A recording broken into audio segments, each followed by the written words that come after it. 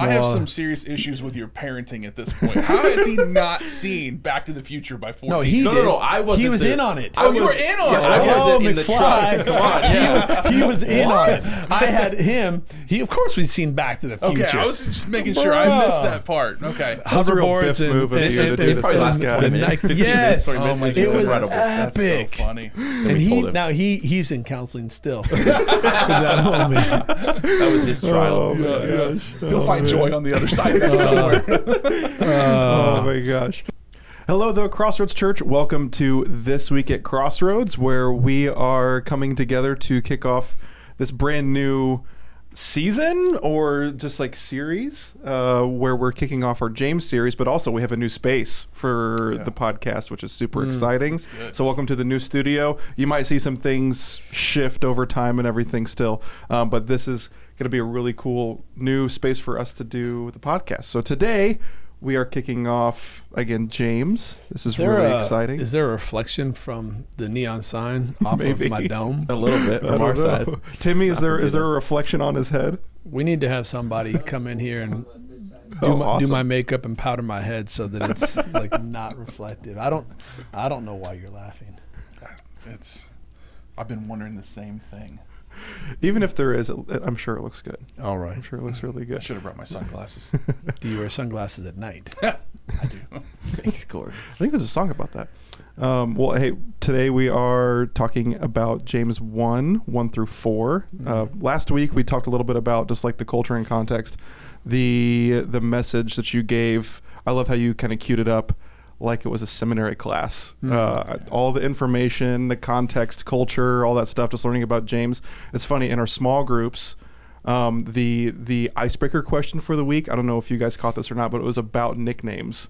Yeah. And when you talked about Old Camel Knees, I think I heard every single discussion table at the Mansfield group talk about Old Camel Knees. You know, I can't believe that happened. So it felt like a cool coincidence, kind of, because we did not plan that. That was kind of cool. But so I appreciated that message, and I'm excited to hear this upcoming message as well.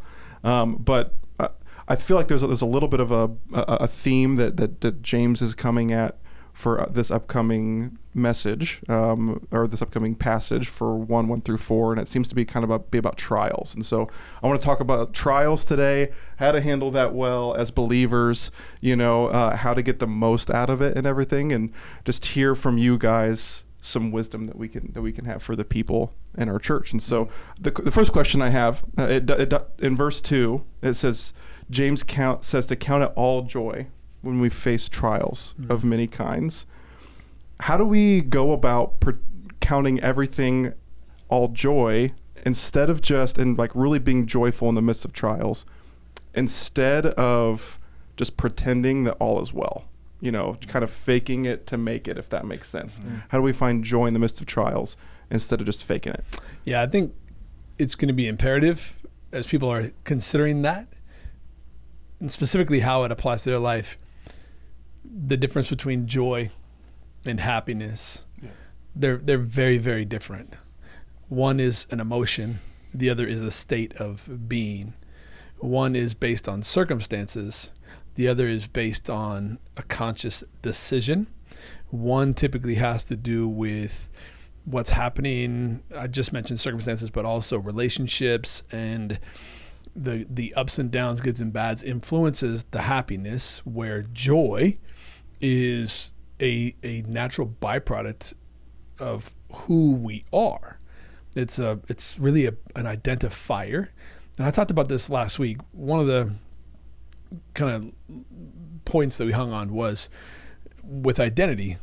James, a servant of God and of Jesus Christ, that servant doulos being the identifier. I said who we are is influenced by whose we are, and it's realized in how we live our lives.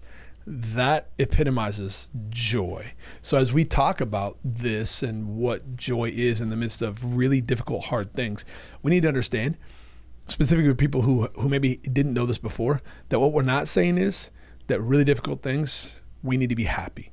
Sure. That really difficult things, we need to have emotional highs, and that there's this excitement that comes with those things, because that's not what joy is.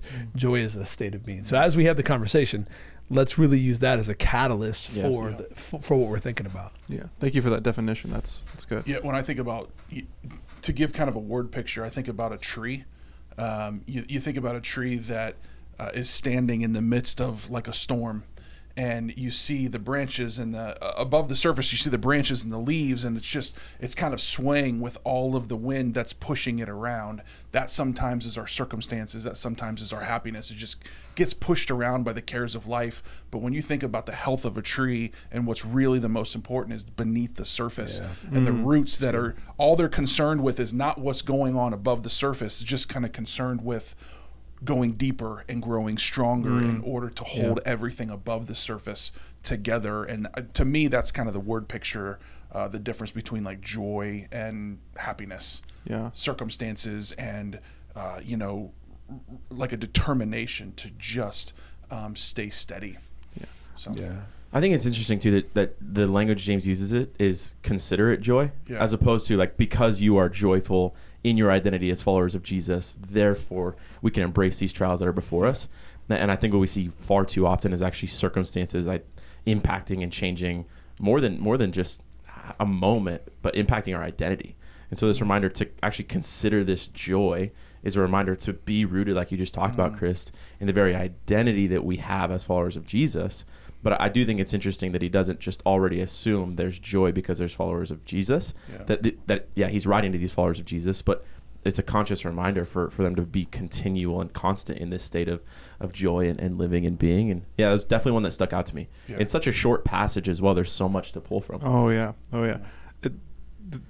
The tree metaphor that you just used, my mind went to Galatians 5, where joy is considered a fruit of the Spirit. It's just thinking visually about a tree and it fruiting and everything. If you're rooted well, if your roots are healthy, joy is what's going to come out of you. And so it's I think it's a cool example just to think about. What you're rooted into matters, and it's gonna produce something awesome. So I think that's really cool. Any other thoughts on that, like on what it means to count it all joy, but specifically like to not force it? I think I see a lot of people, they're going through a really hard time on something, and it seems like they know how to say the right things, but they're just not carrying it well, and I'm not saying that you have to carry things super well all the time, but how do we find that joy? How do we find the connection with the Lord to be able to turn it into a joyful situation and just keep the full picture? Yeah, I don't think joy is something you find. I think joy is something you choose. Yeah. Joy is a derivative of our relationship with Jesus Christ in the midst of whatever the circumstance, good or bad.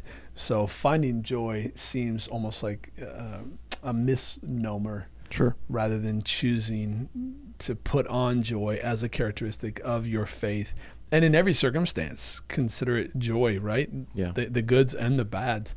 That there is joy, and it's not because of what we're dealing with, but because of whose we are. And I said it, and I'm going to just state it again, because it really is that much of a significant statement, and the importance and the weight of that statement. Who we are, our identity, is informed by whose we are. And then it's realized or evidenced in how we live our lives, which you referenced, Galatians 5, love, joy, peace, patience, kindness, along with a whole host of other characteristics. Joy isn't something we find. It's a natural byproduct of who we are. Right. And it's not circumstantial. Have you guys read the book The Insanity of God, or heard of it? Nick Ripken. Yeah, I think it's on my shelf in my office, actually. Okay, man, fantastic book. I probably read it about 6 or 7 years ago.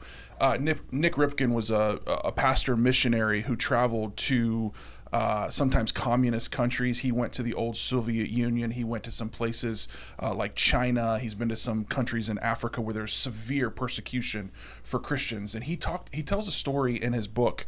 He talked about a house church pastor in China who has started a network of churches, like maybe hundreds of them.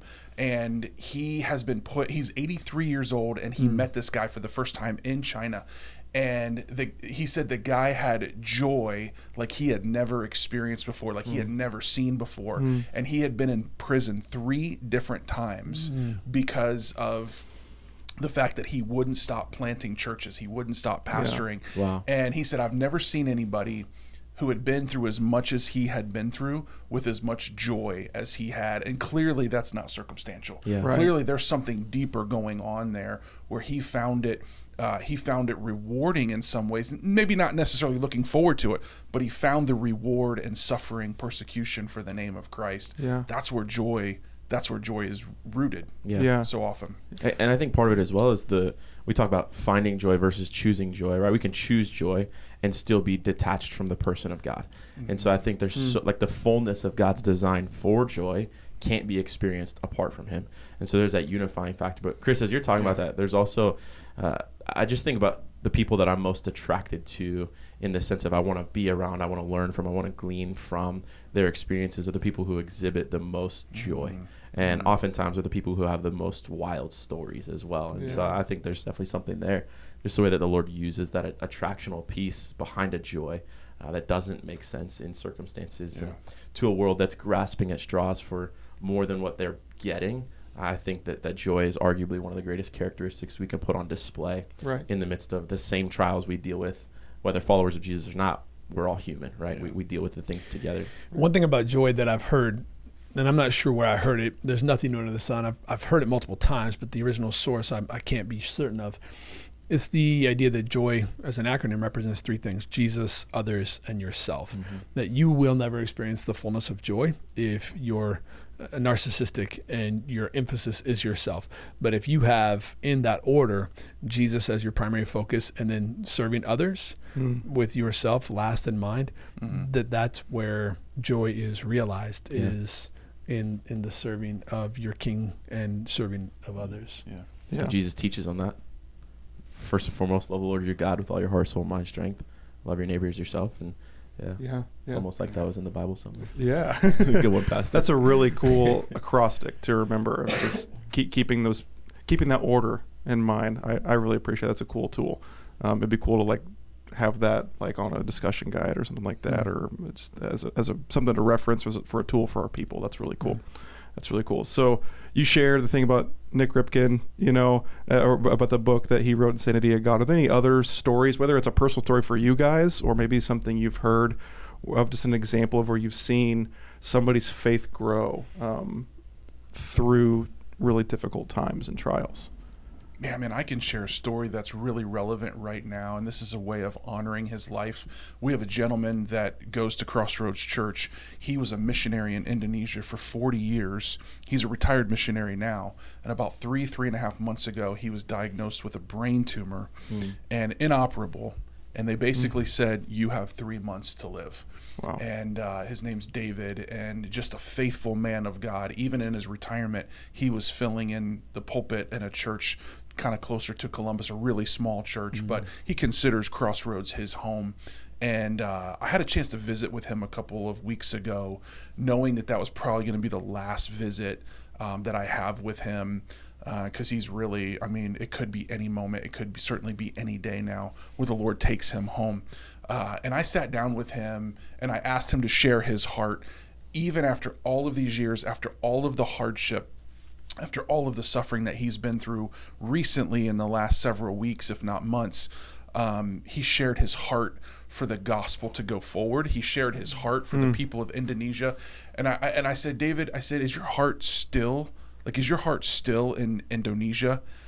And his wife, who was off in the kitchen, she's kind of listening to the conversation. She kind of, she gets a little snarky. She's like, you better be, because that's where we're going to bury his heart. And it was actually a kind of a levity moment, kind of a funny moment. Wow. But I say all that because he's like, absolutely, my heart is still there. And he had joy in his countenance as he was sharing all of this. And I said, David, how can I pray for you? And I'll never forget his response. He said, don't pray for me. He said, don't pray for me. I know where I'm going. You pray for those who have not heard. Whoa. Not one complaint, not one negative comment, not one, him grieving about his hardships or whatever ever came out of him. He just had joy in his heart, knowing that he knew his Savior, knowing that he has run his race faithfully, and that he's about to realize his reward. And by the time this podcast goes out, he may have realized his eternal reward. Yeah, I mean, he's sure. that close to death's doorstep. And so just a really powerful story of someone who, in the midst of really hard times, really hard news to receive, still finds joy. Yeah, and that's a direct byproduct of proper perspective. Yeah. That's somebody who understands that our days are numbered. Mm-hmm. And Scripture teaches in wisdom literature and in multiple other avenues that language like mist, vapor, here, gone. Yep. And what are you going to do with the space that you have, and as limited as that space is? So keeping a proper perspective like that allows you to not let circumstances inform or influence your joy. It has impact on your emotions, Sure. but not to take away from your joy. That's an incredible story. I appreciate you sharing that. Yeah. How have you seen his close community around him respond to this, to this news? Well, it's celebration, because a lot of the people that are his contemporaries, people that are certainly family, kids, grandkids, they're all believers, or many of them are. And so the people that are surrounding him, either from his church community or his family, they know Christ. They know the race that he's run. And so instead of sitting around him and grieving and mourning as if they had no hope, they're celebrating his life. And literally his wife is texting me about just about every day, maybe every other day, saying David's still here. Even though he's on death's doorstep, his body is still too strong to let go. And even as she gives me updates, you can sense that they're ready for him to go, that they're excited for him to get to realize his eternal reward. And so there's a lot more celebration than there is even grieving. And I'm sure that there's going to be a season of mourning for a lot of people that loved him and cared for him deeply. But right now, I think there's a lot of gratefulness, a lot of gratitude, because a lot of, like you said, a lot of people have a proper perspective about it, and they're finding the joy in his life. And even as he is dying, he's dying well. He's persevering to the end. Yeah. And I think they're celebrating that. Yeah. In my group Wednesday night, we talked about how James introduces himself as a servant or a slave, and we were just talking about who do we see in our lives that embody this well. And almost every single person that our group mentioned was somebody that we know in our church that is handling extreme, typically physical ailment, adversity. We talked about Lynn. Yeah. we talked about Jackie. These people that have been a part of our church for a long time that all of us have looked up to in some kind of facet as they've gone through some of the most difficult times in their life, and it's typically towards the end. And so it's so cool to watch people do this well and to look up to them. And man, I think I'll remember this story with David for a long time, if not the rest of my life, of don't pray for me, pray for everyone that's lost. What a cool way to serve the Lord and to find joy in all circumstances. How about you guys? Caden, I'd love to hear, are there any stories that come to your mind, whether it's from scripture or maybe in your own personal life or somebody that that you just mentioned well? Lynn, and I'll touch on that for a second. So it was my first week here. Lynn has so faithfully served with student ministry for a number of years now, and I didn't even know her name. I knew her story before I knew her name. Yeah. And just the way that God's brought her through so much of physical ailment and this struggle here. And I remember we had a leaders training, and after the leaders training, Lynn stayed back, and I was praying for her very specifically, and the Lord just impressed upon my heart really two verses in Philippians. I think about the Apostle Paul writes in Philippians 1:6, so that Christ who began the good work within you will continue that work until it is finished on the day of Christ's return. And so I'll tie that back in together. But Paul also says this. Paul, maybe similar to the story you just shared, has this mindset focused on eternity. For me, my life is better to die and spend an eternity in glory with Jesus. But he says, for your sakes, it's better that I continue to live. Wow. And so I think about why does God actually see us through trials? Why does God see us through the spaces and moments of hardship that we experience? I think there's a lot of reasons. I think maybe similar to my family's story, because of the fact that we've got breath in our lungs, God's not done with our story. Yeah. But I think about the story of endurance that we've faced has been the space of testimony that's helped other people see their struggles through. Mm-hmm. And so just seeing Lynn, what are you working for? What are you pushing towards? She said, God has given me one mission, which is to teach his word faithfully to those that don't have a concept of what the biblical thoughts are, like these big theological concepts. My job and responsibility is to bring to us as followers of Jesus in a way that matters and makes sense. And so she's committed everything to that. Similarly, I think about our struggle as a family with maybe some of the mental health and suicide has been a big part of our family's story. We've lost a lot of people to that. And I'll just share a story. I was preaching.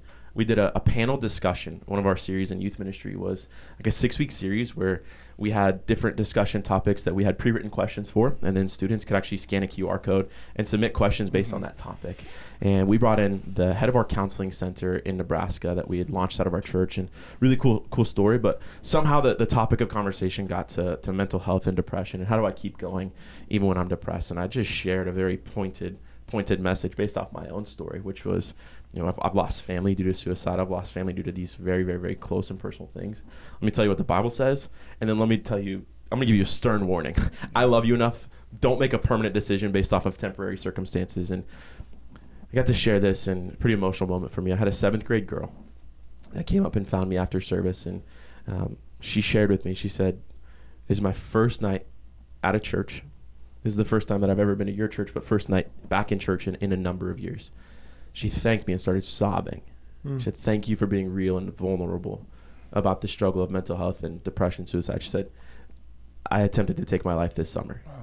Wow. And I see tonight that God's got a reason for whatever it is that I've endured."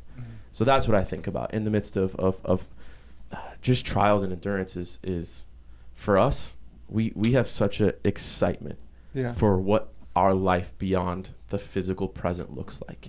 And we should. But for the sake of those around us, how do we leverage our hardships, our trials, our testimonies as the space for somebody else's hope? I could keep going. I think of James as well. The prayer of a righteous person has so much power. Like maybe God's going to use your prayer, Chris, through your testimony of your story to be the very thing that actually sustains my faith now. And there's so much to unpack from that. But yeah. Oh, great. Pastor Andrew, any examples? Consider it pure joy, my brothers, whenever you face trials of many kinds, because you know that the testing of your faith develops perseverance. James does a few things there. One, it's a commission. It's not an option. It's not a, hey, if it works out, you could consider it pure joy. The standard is, regardless of the circumstance, you need to consider what you're dealing with right now pure joy. Not partial joy, not somewhat, but entirely this complete picture of joy. Only proper perspective can help you realize this. When you consider it pure joy, because you know that the testing of your faith develops perseverance. There isn't a greater end in mind. Yeah. That is how you can realize joy in the midst of some of the most unfathomable circumstances. I've been through a lot in my life. If you asked me, I just turned 47 2 weeks ago. If you asked me to pick out the single hardest thing or moment of my life, I don't have to think about it. And I've been through a lot. Most people don't know that I have 6 kids, right? I've got 1 son and 5 daughters. I actually have 2 sons. My son Tristan passed away 18 years ago. He was born stillborn. I'll never get past that moment where I held my son in my hands, where I kissed his body, and my wife and I had a moment where it was the 2 of us in the room, just the 2 of us, and our son and Tristan. We have pictures with him. There was a whole lot to it. That actually created an on-ramp for a lot of change in our family's life. It was the most difficult season of my marriage. It was the most difficult season of my mental health. It was the most difficult season of my physical health. I used the things of the world to cope with the pain. For me, it was overeating and indulgence. I became morbidly obese. For me, it was anger and outbursts because my perspective in that moment wasn't a proper perspective. For me in that moment, it was all my hopes and dreams were dashed. Everything that my son, Tristan Andrew, that I had envisioned in my mind that he was going to be and accomplish and do and all this, they left with him. They were unrealized potential. In those spaces, God allowed people to step into our circumstance with us in some of the most unprecedented ways. There was nothing they could do to change our circumstance. Yeah. They couldn't bring Tristan back. The way that they loved us and allowed us to grieve, allowed us to shape our perspectives. And what God has done in light of that is unlike anything that I could have ever imagined. Now, would I want to lose Tristan again? Would I want to lose any child ever again? Stacy and I had 2 miscarriages prior to that, one at 6 weeks and then one at 9 weeks. Difficult, really hard. The loss of that life was unlike anything that I've experienced before. Now, let me share this. The testing of your faith develops perseverance, and as you go through it, it leaves you mature and complete, not lacking anything. What God did by shaping our perspective in the midst of that is Stacy and I became closer than we had ever been. We had a deeper and a greater sense of gratitude and appreciation for the children that we did have that were healthy. We saw life's moments differently than we had ever seen life before. And God's been able to use our loss to encourage other people in a way that there's 3 types of THYs. There's sympathy, there's empathy, and there's apathy. When you deal with circumstances in life, apathy says you give up. When you deal with circumstances in life, empathy says, hey, I don't understand, but I can at least try to identify. But then there's the sympathy that says, hey, you know what? I've been there. I understand where you're at. And if we're willing to let God use the brokenness of our own lives, he'll actually use our pain for good and his glory. So while I missed the thought of Tristan and what his life would have brought in my mind, 2 things. One, I know that there's hope, that there's the glory that we have to look forward to, that I will get to be with Tristan at some point. Amen. And 2, I am grateful that God has allowed me in the midst of that trial in that space to minister to people in a way that we otherwise wouldn't have been able to. Yeah. Yeah. Thank you for that vulnerability, for sharing that story. That I'm sure that wasn't easy. So I really am grateful that you blessed all of us with that, because, man, I really appreciate how you also mentioned your community in the midst of that, how they just came in and they loved on you and gave you that space to do that. I would love to hear you maybe talk about that a little bit more, because I think we watch a lot of people go through tough stuff, and we want to come in, we want to help save people, and we want to catch them when they fall.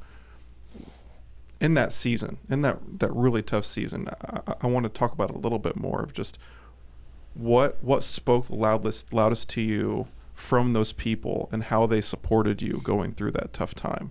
Maybe the same thing for Stacy as well. Like what was so meaningful to you guys just to know that you had people around you?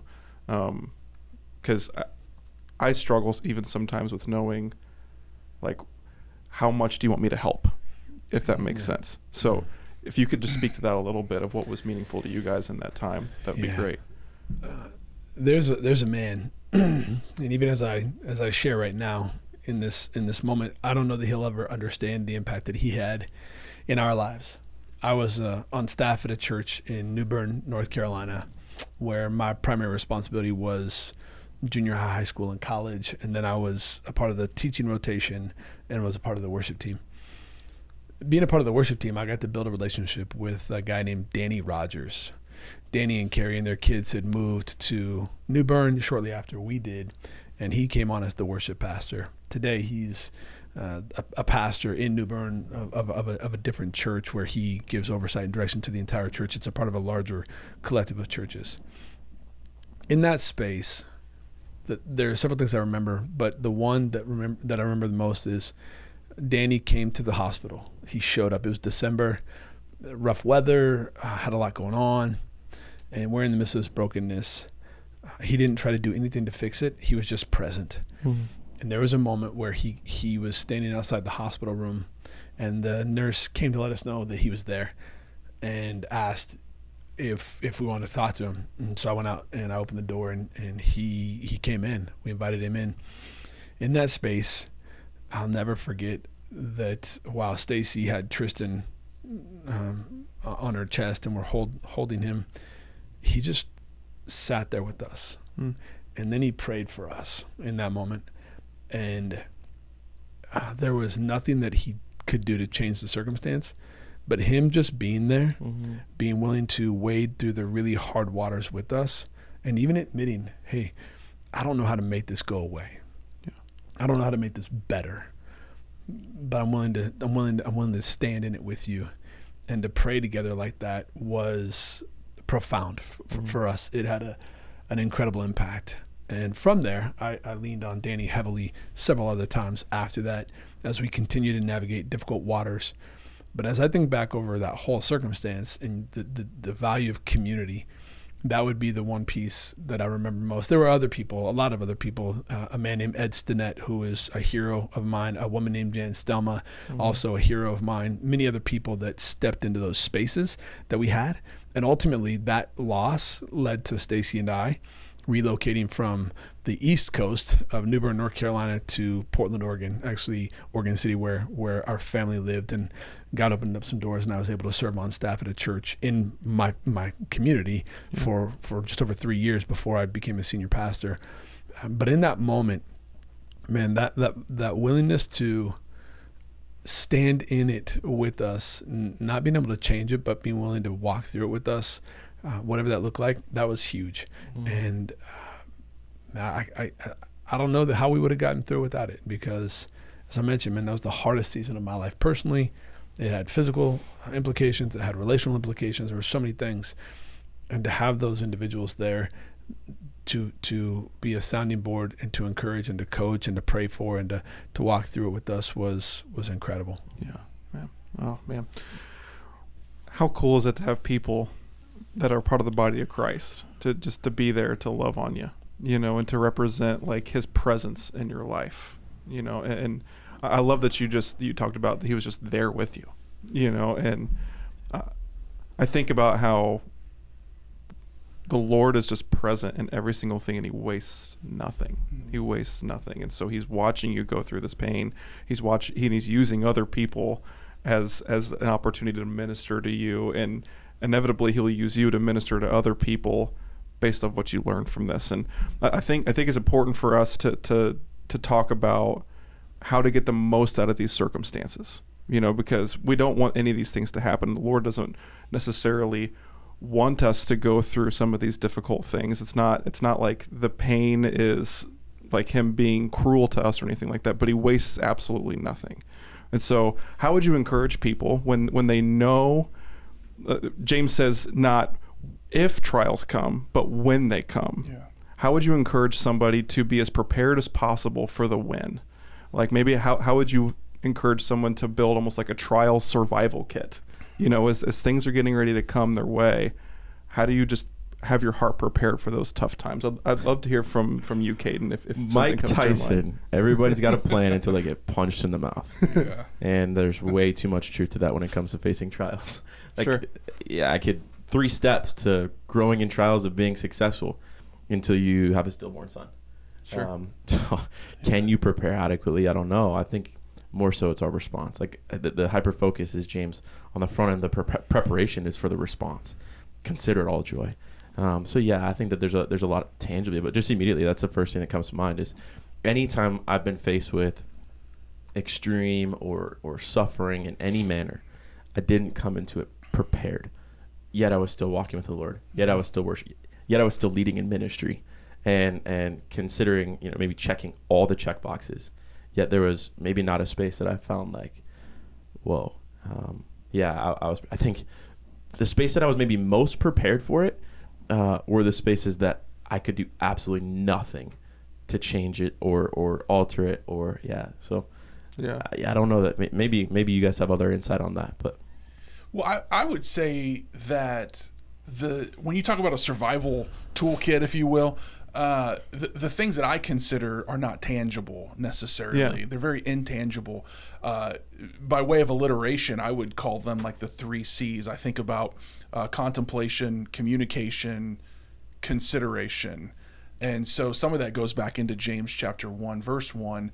But I think so many people, when they go through difficult times and trials, the best thing to do is to contemplate on what God has already done. We are such a forgetful people that we oftentimes forget in the moment that God still has me. And we just have to contemplate the fact that, oh, wait, I've been through something like this before. I need to remember what God has done in my past. We all have those memorials. We all have those things in our lives. If we pay attention to what God's doing, we can draw upon them as a reminder when we're going through hard things. Then another thing would be communication. It's just like when you're going through a really difficult season of hurt and suffering and trials and tribulation, it's just to communicate with God, like talk to him about what you're feeling, what you're expressing.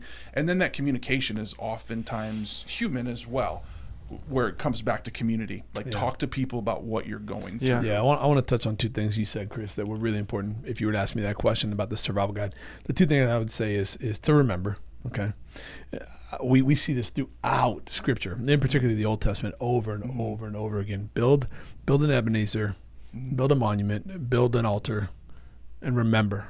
And for generations, when people walk by that and they say, "Why is that there?" you can say, "The Lord provided." That's where the Lord showed up. That's where God did the radical. That's where God did the unthinkable. That's where God did the unfathomable. We remember that God is a God who provides, right?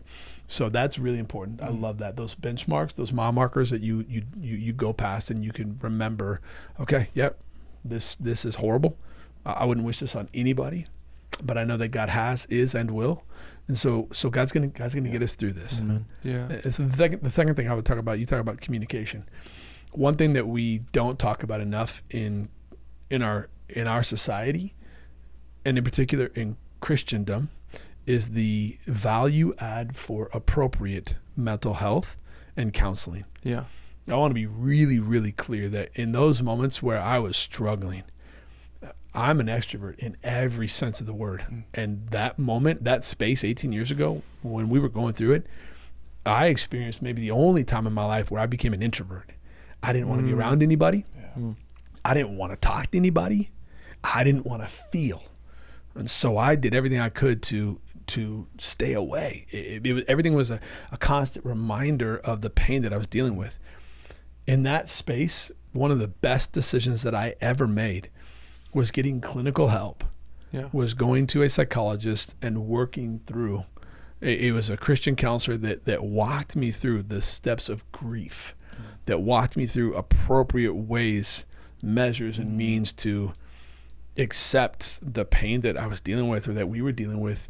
And throughout the years, guys, I've made counseling a priority in my life. Every year, I still see a counselor. I've got 2 counselors that I talk with still to this day. I just talked to he's a friend of mine now, but he began as a counselor 5 years ago.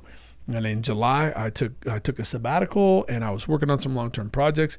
And as part of the sabbatical was just a check-in, a mental health check, to call my buddy, and we did a video conference he's in Nebraska, and we spent over an hour talking through things and giving me really great insights on how to reimagine the way I see things, and it's huge. So admitting that you're in a dark place is really important, or that you're in a hard place is really important. But understanding that there are resources available. Yeah. One of the things that we're working at as a church right now is the evolution of really important congregational care means. So we've got Grief Share, and we've got a mental health team that is here, which consists of professional counselors that are willing to step into these spaces. We're also developing real time, a program called Stephen Ministry. And we have Stephen leaders. Chris, you can talk. In fact, I want you to talk about it because you're on the back end now. You're almost done with your Stephen leader training. And already the way God is using the skills that you're gaining and the team that we're putting together, assembling of Stephen ministers that are going to help care for the needs of our community. Talk about that and the value of having someone that steps in almost a professional manner to help communicate in really dark or difficult. So you're breaking news right now. Is it not common knowledge yet? Not really, but it's okay. Like this coming. Just in. I think we just had our first big meeting about it. There we go. We're really excited about this because it's going to transform. It is going to transform care across our entire congregation. We are in the process of identifying and training up as many care ministers as we can. And these are not mental health professionals. These are not clinical psychologists by any means. They're people that have the gift of mercy, people that just have compassion, people that can sit and just listen and maybe ask good questions. For someone like yourself, who went through a really difficult season and you just feel like you need to communicate what's on your heart. Maybe you don't need it from a professional level, from a clinical level, but you just need someone to hear what you're going through. There are so many people in our church that have not deep enough community. Their community is not deep enough to where they can just dump on other people. So they internalize, they try to process, they try to go through it on their own. And so Stephen Ministry is really about raising up teams of volunteers that are Christ followers that can sit down and just sit with people in what they're going through and listen to them and let them process. They don't have to fix. They don't have to diagnose. They don't have to have all of the answers. They just kind of walk through a difficult season with people, whether it's the loss of a loved one or a prodigal child or it's financial struggle or it's a diagnosis, whatever it might be. If they're struggling, we want to have a team, an army of volunteers that say, I care enough to sit down with you in your mess, in your trials. And so, we just had our first launch meeting, vision casting meeting, had about 120 people that showed up, that showed interest in it. And right now, actually, we invited about 120. Sorry, we had about 60 that showed up, and right now we have over 30 people that are ready to go through this training, and it's pretty extensive. Yeah, that's what I was going to say too. Is these aren't just volunteers; these aren't just goodwill people. They're going to go through exhaustive, intensive training and ongoing training after. We're talking weeks to months of 50 hours training, 50 hours of intensive training, and then continuing education where they're going to read together, they're going to learn together. We have real life training. I will tell you. Speaking of Stephen ministers, not only have I had clinical psychologists and counselors that have helped me and walked through difficult seasons with me, but for 2 years, recently, even within the last 5 years, I had a Stephen minister. His name's Kirk Hutton from my former church in that context.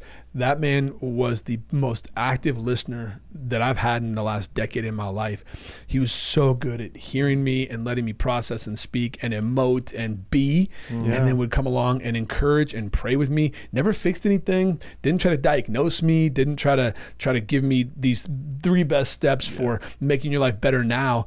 But you talk about community. Kirk Hutton stepped in seasons of my life that were pivotal and critical and important. And that was as a lay member of our church who was well trained and able to do that. And so, man, I just think being really honest and vulnerable about those difficult spaces and getting the right kind of help, surrounding yourself with the right kind of people with the proper perspective is crucial. Yeah.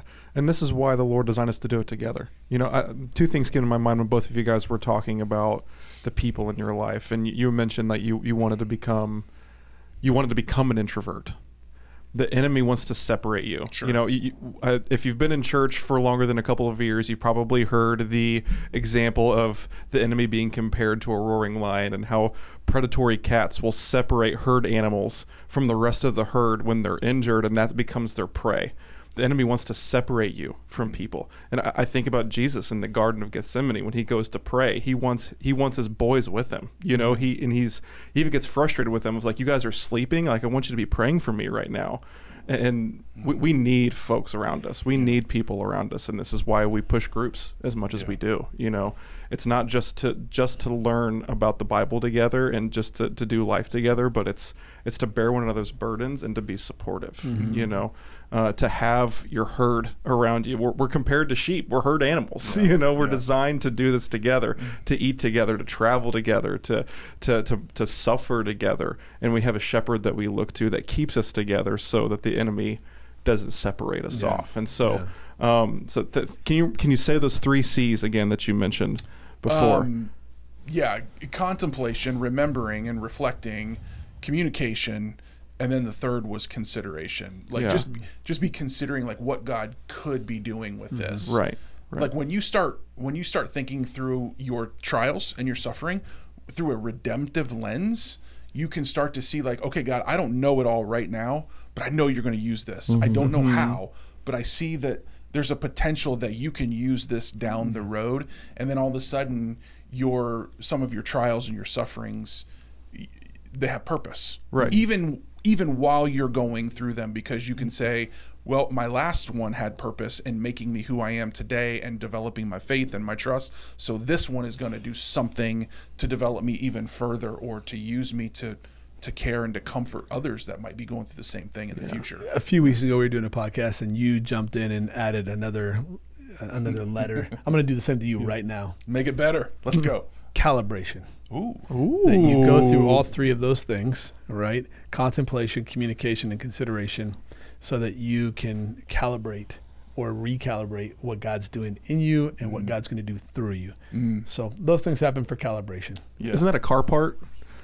That's a caliper. Brakes. My God. Isn't the caliper right next to the flux capacitor? Yeah. Exactly. Dude, Marty, I had no, it's a true story. About 5 years ago, I'm in Florida with my wife, and we're on vacation. My kids are back in Nebraska, and we've got a friend staying with us, him and his wife, Don and Courtney, and they're hanging out. And my son Caden grabs my keys, and we had planned this. We're FaceTime, and I said, "Bro, keep making my truck alarm go off." And so he does this, and Don runs out. He's like, "Man, what do I do?" And I said, "Well, you got to open up the hood." So he opens up the hood, and Caden keeps Dude, this guy, and like, then, he keeps making the alarm go off, and he like hits his head on the. He's climbing over the top of my engine, and I said, "Bro, it's the flux capacitor. You've got to get to the flux capacitor. That's the problem. You've got to go ahead and find it, and then rework it." And I'm going through this whole thing, and he's going like he has no idea what he's. So he's going through. He's like, "Where's the flux capacitor?" I said, "No, that's the battery. Oh no, that's the wiper fluid. No, you got to get underneath there." And he's like all the way in. Oh my word! So Caden funny. had this. We should have recorded it. Hold on. How old were you, Caden, at the time? 14. Okay, so I have some serious issues with your parenting at this point. How has he not seen Back to the Future by 14? No, he did. No, I wasn't. He was in on it. Oh, you were in on it. I wasn't in the McFly. truck. Come on, yeah. He was in on it. I had him.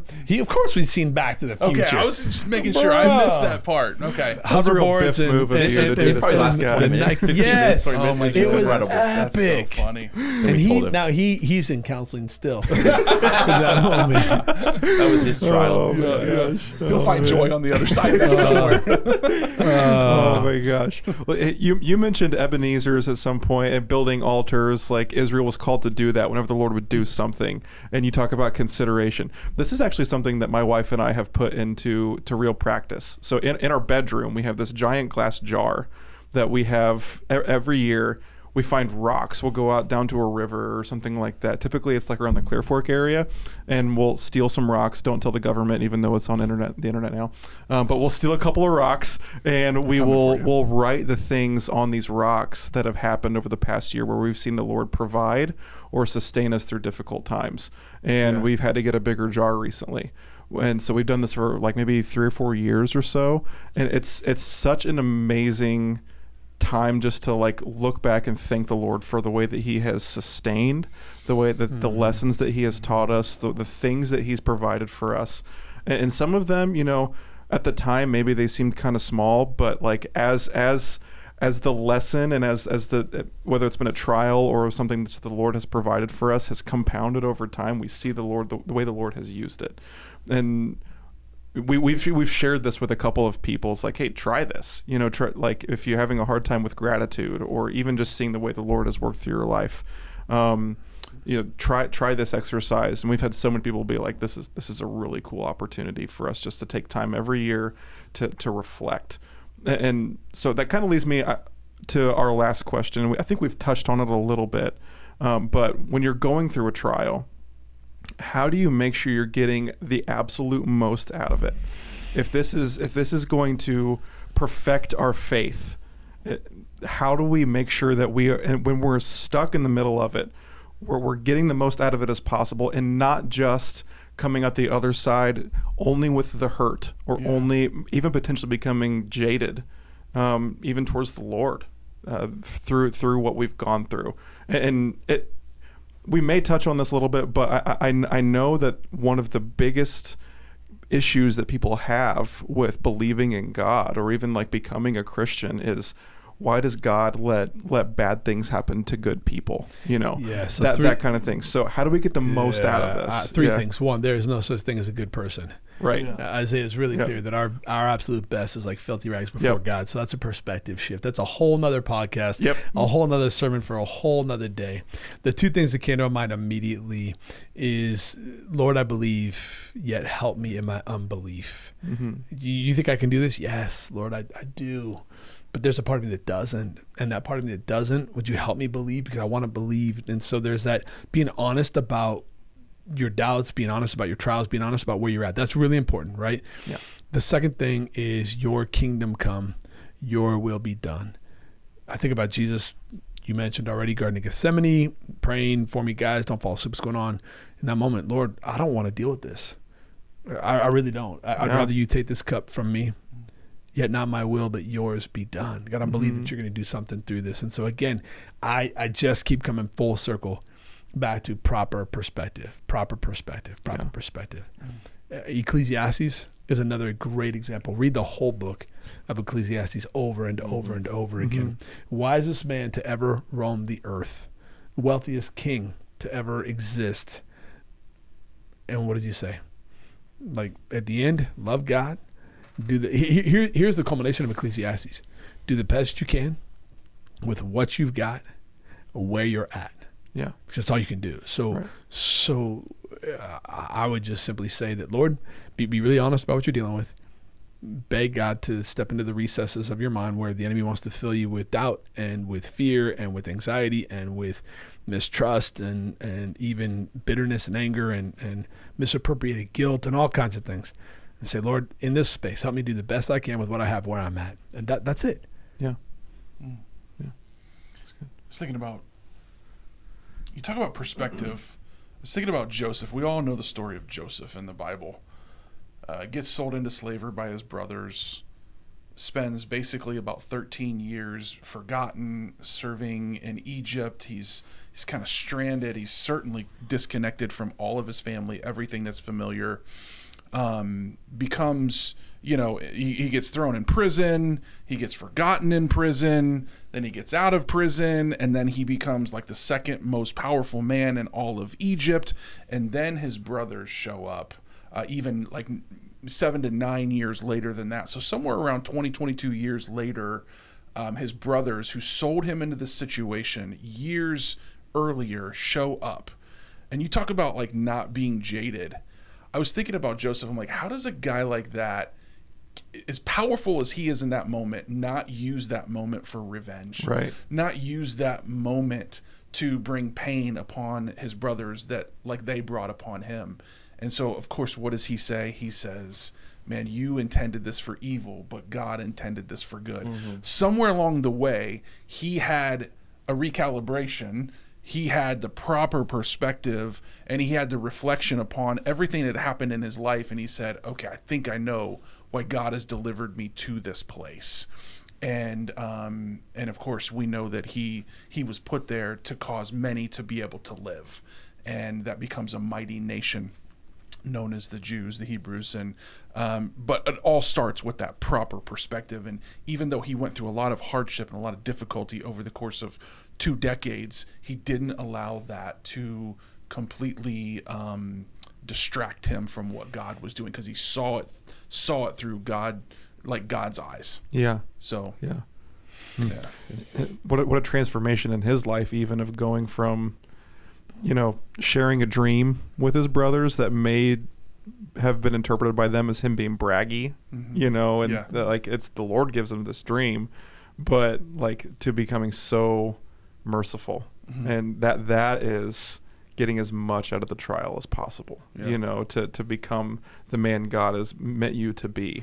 Well, you want to talk about the other thing that blows my mind about that story is the lack of what we would call fairness. Right. Gets literally beaten, left for dead, sold into slavery, ends up becoming the greatest slave in a really prominent man's house, wrongly accused of trying to seduce that man's wife, arrested, thrown not just into jail, but into the inner cell.